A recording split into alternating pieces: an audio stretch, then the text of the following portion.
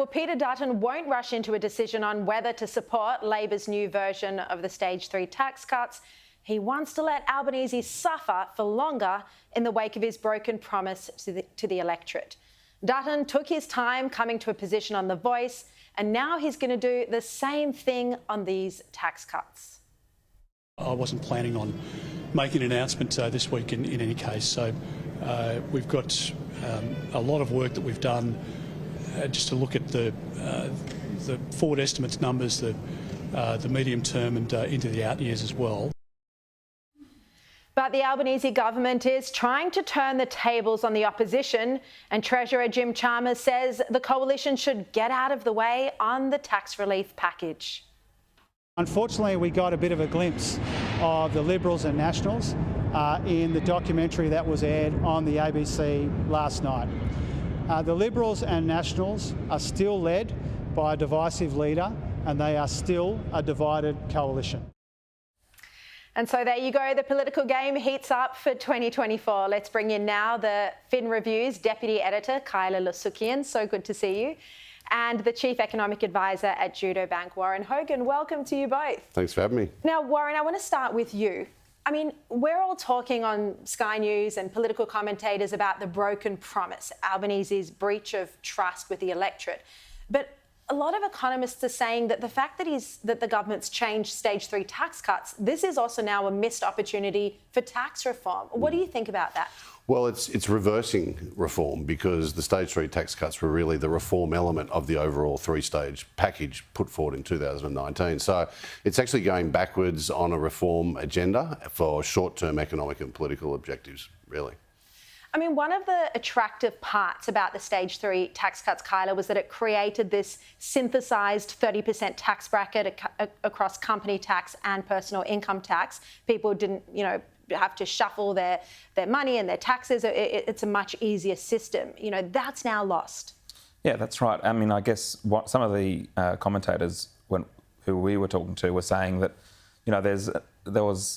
people might look for tax minimisation methods, that type of thing, that weren't going to do that, they weren't going to need to do that, and now they might be doing that. But I mean, I think overall, you'd say that a lot of the Fin's readers would probably think that, we need philosophically to do this type of thing to actually, stop the bracket creep, and this was a way of doing it. I mean, you remember we were both reporting on politics at the time when Turnbull brought this in, yeah. And it was part of a package. It was like Stage 1, Stage 2, Stage 3, and so this was. It wasn't kind of like this thing that was done kind of in and of itself. It was done as part of this thing. So I think it would have been good to get to the end of that process. Perhaps if Labor had some views about what tax should look like, what tax policy should look like, they could have perhaps, enunciated it, taken to an election, for instance, that type of thing.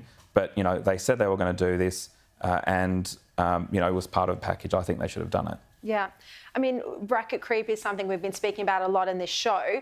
Tax increases by stealth. Australia has a disproportionately high reliance on direct taxes, on personal income taxes, compared to other countries with a AAA credit rating.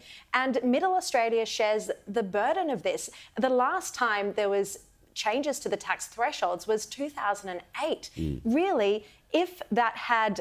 if the changes had been aligned, the top tax bracket would be kicking in for those earning $250,000 right now, not $190,000 or $180,000. Yeah, and indeed, if we went to be in line with some other countries around the world, it would be maybe $350,000 or something like that. Of course, that would have implications for other income levels. But to your point, bracket creep is out of control in this country in the last 2 years.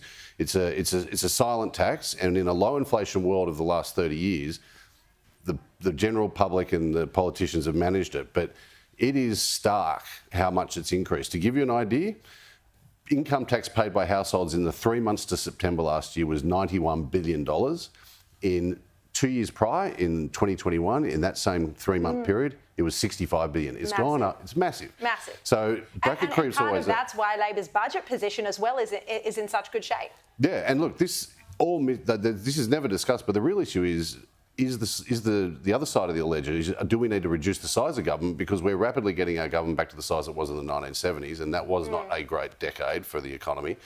So we're not actually dealing with the real issue, which is is the size of government right? And of course, tax cuts are an important way to help start to reduce it, but we have to reduce our reliance on income taxes. Yeah. There's no two ways about it. I mean, Kyle, at this point, it just seems like tax reform is in the too hard basket. Even if Peter Dutton does, and he'll probably have to support these tax cuts. He can't go to an election arguing that vulnerable Australians don't deserve more tax relief, wouldn't you say? Yeah, well, it's very hard to make that point, and particularly these tax cuts will help.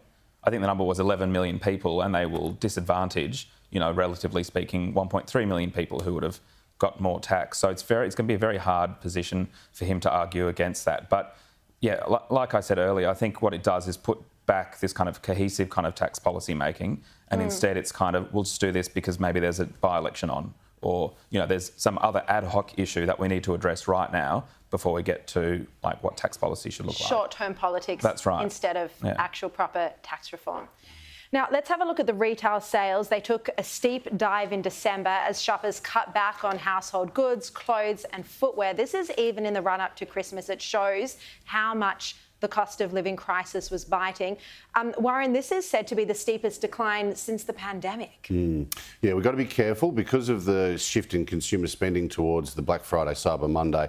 The Australian Bureau of Statistics, which adjusts for different seasons and different events each month, is struggling to deal with that. So we had a big jump in November, which was revised down. Then we've got this fall now. Then what's going to happen in January? So we've got to look through this. So just a word of warning on the data there.